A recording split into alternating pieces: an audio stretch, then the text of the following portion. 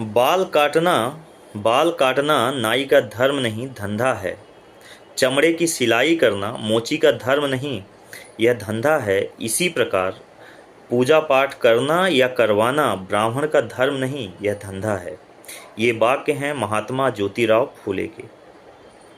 मैं यह वाक्य इस जो इटावा में घटना घटी उसके परिप्रेक्ष्य में बात कर रहा हूँ कि जिस तरह से वहाँ यादव कथावाचकों के साथ मारपीट की गई, उनकी चोटियां काटी गई, उन पर पेशाब डाला गया, इस घृणित कार्य के विरुद्ध बात कर रहा हूँ कि ऐसे लोग ना तो समाज के हैं और ना ही हिंदू समाज के हैं।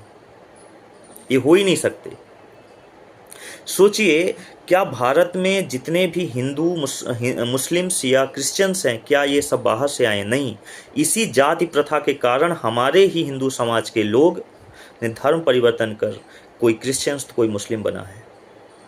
इनको तो छोड़िए, आम लोग थे, खुद महापुरुष डॉक्टर भीमराव अंबेडकर जैसे लोग जो अपने समय के सबसे प्रबुद्ध और विद्वान व्यक्ति थे, उन्होंने भी अंतिम समय में बौद्ध धर्म अपना लिया था। क्या आपको ये जानकारी है?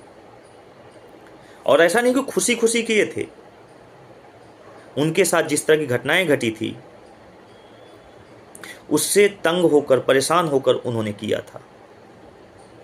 और जिस गीता का उपदेश स्वयं भगवान श्री कृष्ण देते हैं, जो खुद यादव कुल में पैदा हुए, क्या उस गीता को कहने के लिए सिर्फ ब्राह्मण ही योग्य हैं? क्या उस गीता को कोई यादव, कोई दूसरे समाज का व्यक्ति नहीं कह सकता? क्या पूजा पाठ कर्म का किसी दूसरे समाज का व्यक्ति नहीं करा सकता?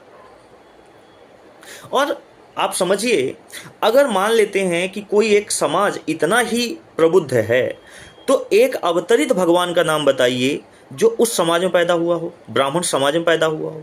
भगवान श्री कृष्ण यादव कुल में पैदा हुए, भगवान राम क्षत्रिय कुल में पैदा हुए, भगवान हनुमान आदिवासी कुल में पैदा हुए, खुद महर्षि वाल्मीकि आदिवासी थे।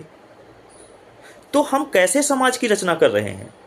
क्या हम ऐसा कृत्य करने वाले लोग क्या खुद हिंदू समाज का भला कर रहे हैं? ये हमें सोचना पड़ेगा। आप कौन से जाति से हैं इससे मतलब नहीं है। और दुख तो ये होता है कि जो आज की पढ़ी लिखी युवा पीढ़ी है वो ऐसा कर रही है। इसीलिए कहा गया है कि जाति जाति में जाति है, जो केतन के पात रैदास मनुष्य न जुड़ सके जब तक जाति न जात। ये रैदास जी का दोहा है। इसलिए कहा गया है कि ब्राह्मण मत पूजिए जो होवे गुणहीन, अब पूजिए चरण चंड।